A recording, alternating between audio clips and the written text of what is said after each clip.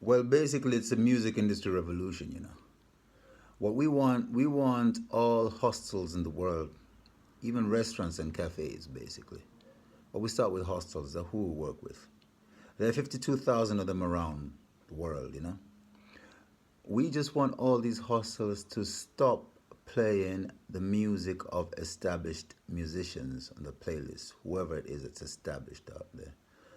And we want them to only play music that are on playlists that are put together by their own staff or by organizations like us, which really play up and coming musicians, up and coming bands, and local bands. Those two categories. Up and coming from anywhere in the world, and definitely a lot of local bands where the hostel is situated. So, in one instance, people will be able to download the music. That's in the case of the up and coming bands, for example.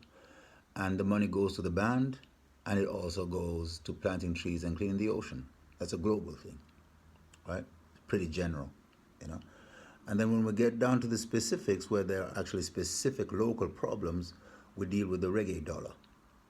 That means the guests now in the hostels buy a reggae dollar, and that money goes to a specific project in the local area. Another source of income from this situation is the money that is derived from the the bodies that collect intellectual property rights, you know, the publishing rights of music, the revenue from the publishing. So in Denmark, it's called Coda, and they got different names all over the world. But in the older days, when they were collecting money from radio, I mean, when they were collecting money from music playing on the radio, it was way easier to allocate the the funds to the bands that deserved it because you had the playlist on the radio and you had the number of minutes that it played, so you could follow up on it and know that this money goes to Bob Marley, this money goes to Jimi Hendrix, this money goes to whoever. And that's how it works still now. So it just goes click, click, click, click in the back accounts of these people who already made it. You know, but nowadays you have so many different playlists and it's virtually impossible to follow up on who played what, when, where.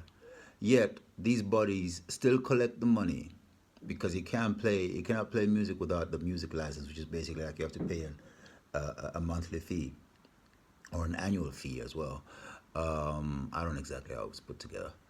We're going to look into that, but we will have to look into it. Don't worry. Wow, of course we'll look into it. Sure, it has to be looked into. Oh no. Watch the next videos. We'll break it down to you there. Um, anyway, you can imagine that if you have, say, for example, 10 hostels in one city, and say that those hostels have to pay 20,000 Danish kroners a year, right? All of a sudden, you are 200,000 Danish kroners a year.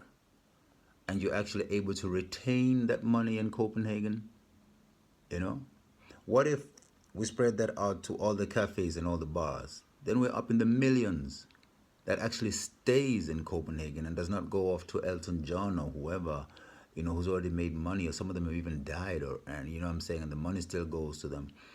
Don't you think that money would be so much better if we could keep it in Copenhagen, like take care of certain problems in Vesterbro or Österbro or Christiania or anywhere really, you know?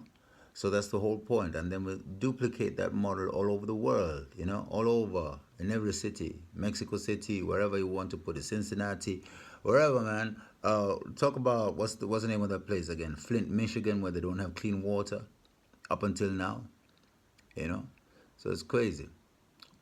It shows you that it really is just a question of really using the tools that are there for bettering circumstances for ourselves. You know,